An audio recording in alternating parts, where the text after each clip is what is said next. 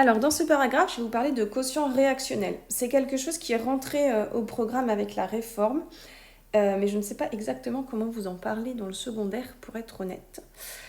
Donc, je vous réexplique là rapidement, parce que je sais que vous ne voyez pas les activités dans le secondaire. Donc là, je vous ai mis un exemple d'équation de réaction. Donc, 2 ions Fe3+, plus 2 ions I- donne 2 ions Fe2+, plus du diode. Le quotient de réaction de cette équation, ça va être l'activité des ions Fe2+, avec à la puissance le coefficient stoichiométrique qui est ici, fois l'activité du diode qui est ici, avec à la puissance le coefficient stoichiométrique qui est égal à 1, donc je ne l'ai pas fait apparaître.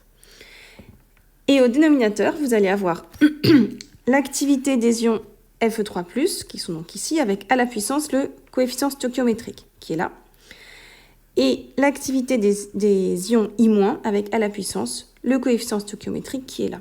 Donc là, si vous regardez, vous avez au numérateur les activités des produits et au dénominateur les activités des réactifs.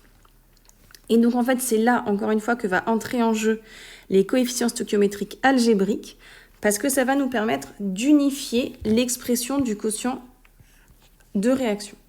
En fait, ça, j'aurais pu l'écrire activité de Fe2+ à la puissance 2 fois activité de I2 à la puissance 1 fois activité de Fe3+ à la puissance moins 2. Je fais remonter le terme qui est là au-dessus, donc la puissance devient négative, fois activité des ions I- à la puissance moins 2.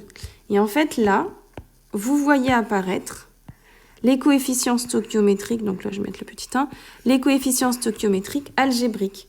Moins 2 pour Fe3+, moins 2 pour I-, plus 2 pour Fe2+, et plus 1 pour I2. Donc l'expression générale du coefficient de réaction peut s'écrire de cette façon-là.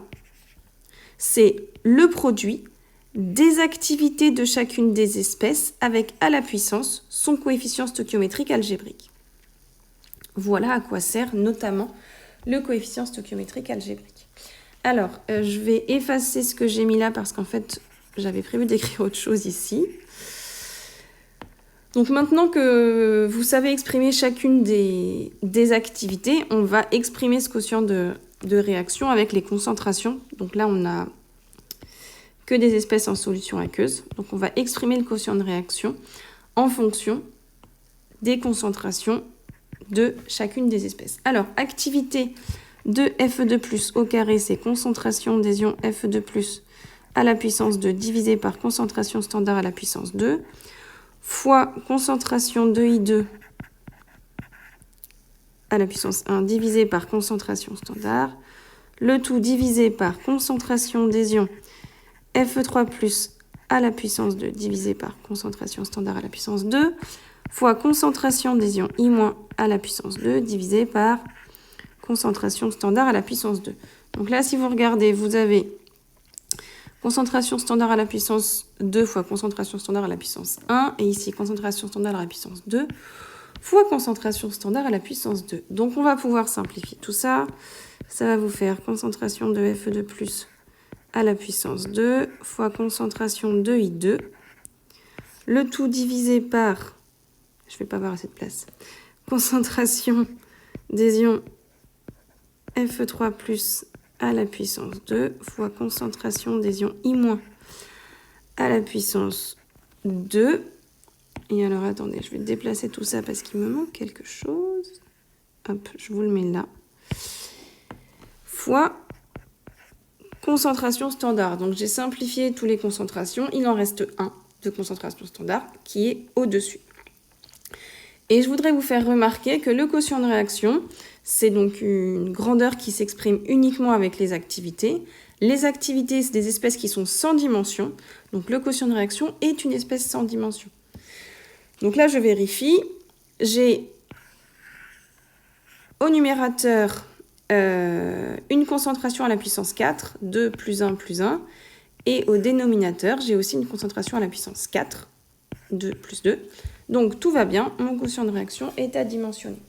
Vous allez voir, des fois, on omet les concentrations standards. C'est toléré de les omettre.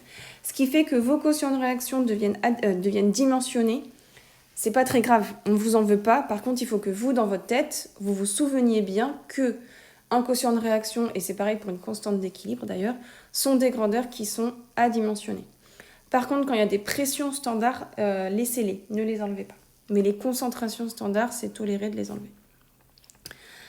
Alors, dans l'application 6, je vous demande de reprendre les systèmes de l'application précédente, c'est-à-dire les 4 équations de réaction, et d'exprimer les quotients réactionnels.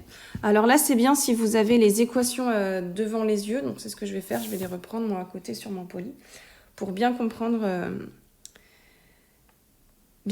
comment je procède.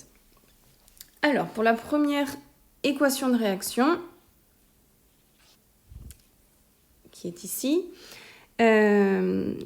j'ai en produit de l'eau à l'état gazeux avec un coefficient stoichiométrique de 2. Donc, au numérateur, je vais avoir... Je vais commencer par vous l'écrire avec les activités. Vous n'aurez pas besoin de l'écrire par la suite, mais comme c'est le début. Donc, je vais commencer par avoir activité de H2O au numérateur, divisé par activité de H2 fois activité de O2. Et ici, j'ai un coefficient stoichiométrique de 2. Donc, H2, activité de H2 au carré. Ce qui vous fait pression partielle de H2O au carré divisé par pression standard au carré. Le tout, et donc au dénominateur, j'aurai pression partielle au carré de d'hydrogène divisé par pression standard au carré, fois pression partielle de dioxygène divisé par pression standard. Et ça, vous pouvez le simplifier, ça vous fait pression partielle de H2O2 au carré divisé par pression partielle de dihydrogène, pardon, pas H2O2, H2O, divisé par pression partielle de dihydrogène au carré fois P2O2, et il vous manque juste un pression partielle ici. Alors ensuite, la deuxiième équation de réaction, qui est, je vais vous la montrer rapidement, qui est ici.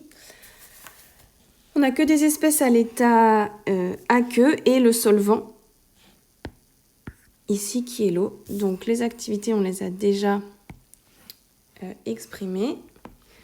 Alors, je l'ai sous les yeux. Donc ça vous fait activité de CH3CO- fois, là tous les coefficients stoichiométriques sont de 1, fois H3O+, divisé par activité de l'eau, fois activité de CH3COOH. Donc ça vous fait concentration de CH3COH fois concentration de H3O+, divisé par l'activité de l'eau, c'est 1, vous n'êtes pas obligé de le faire apparaître, fois concentration de... Ah, je me suis trompée, ici c'est CH3CO- au numérateur, et donc en dessous CH3COOH